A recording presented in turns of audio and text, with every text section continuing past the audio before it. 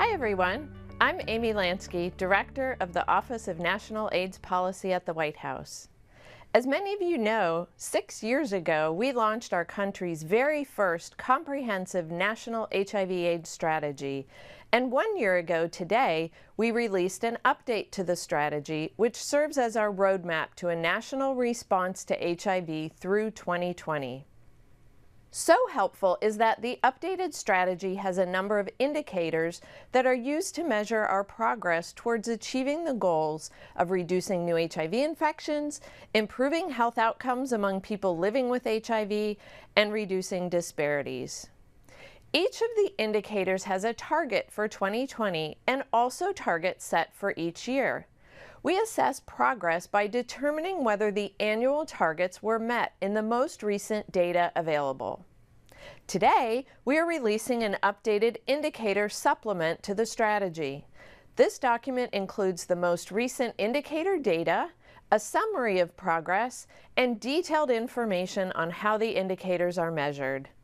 The progress assessments are based on data from 2013, 2014, or 2015, depending on the indicator. Overall, progress is being made in the fight against HIV nationally and in key groups. Progress is being made in each of the 3 goals of the strategy. The targets for the most recent year were met for more than half of the indicators. The data also show that we are not seeing progress on some indicators and that the disparities are widening for gay and bisexual men. I want to highlight the improvements in several key indicators. New HIV diagnoses dropped by 7% from 2010 to 2013. The death rate dropped by about 30% and is approaching the 2020 target. Knowledge of serostatus, linkage to care, and viral suppression all increased. Disparities in HIV diagnoses for Black women and girls decreased. Viral suppression increased among youth and among people who inject drugs. We must also consider that we are not seeing progress on some indicators. Although diagnoses dropped overall, the diagnosis disparity stalled for the southern United States. Homelessness among persons with HIV continued to inch upward. And among gay and bisexual men, disparities in new diagnoses and HIV risk behaviors increased rather than the expected decrease. These data show that considerable progress is being made, but that all groups have not benefited equally.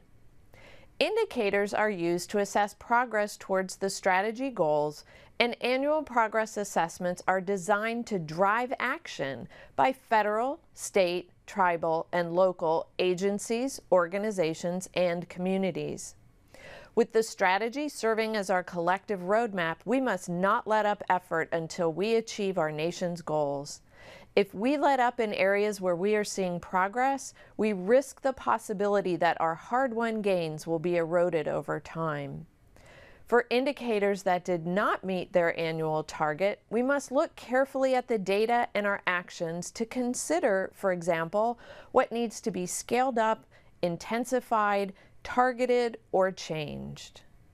I know it is only by working together, monitoring our annual progress, and continuing to improve our prevention and care efforts that we will be able to achieve the goals of the National HIV/AIDS Strategy by 2020. Thank you for the work that you do in our nation's response to HIV. For more information, visit AIDS.gov or whitehouse.gov. Thank you.